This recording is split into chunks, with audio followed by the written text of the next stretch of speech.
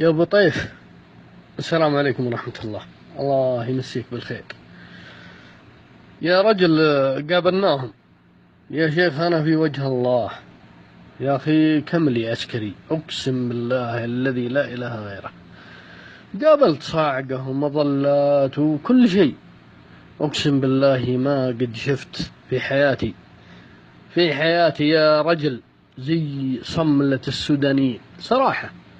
الصدق والله العلي العظيم، ما أقول لك إن السعودي يجبن ولا يخاف، لا والله، لا والله، لا والله، لا والله. وأنا وقفت مواقف، ما أتكلم عن نفسي، عن أخوياي اللي معي.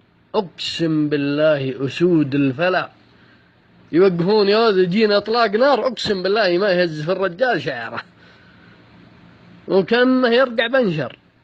ولكن أتكلم لك عن السودانيين يا ولد، أنا في وجه الله ما كأنه يا أخي ما أدري هل هو برود خلقه أم هل هي جبلة خلقه من الله سبحانه وتعالى.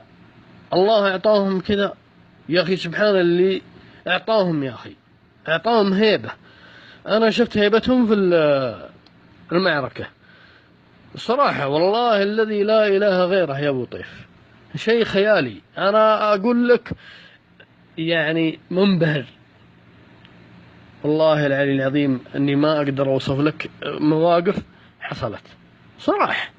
حنا ننخش ننزوي نسمع طلقة طين زي كذا ننخش، يا السوداني كان يرقع بنشر، قسما بالله كان رايح يا أخي يتمشى. ما أدري هل هي تبلد حس كذا، طناخة رجال ما في، هل هو يبغى يستشهد رجاله غصب؟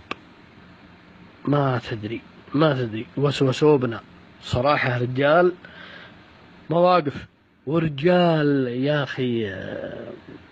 إيش أقول لك يا أبو طيف، يا أخي أعجز في التعبير، والله أعجز. لأن رسالتك هذه يا أخي هيضتني وخلتني أعبر. يا رجل تخبرهم، آسف علي طالع معليش اعذرني يا أخي، تخبرهم حتى في الشركة يا أخي، رجال يا أخي خوانا، فرق عن المصري وعن صراحة. السوداني يجيك رجل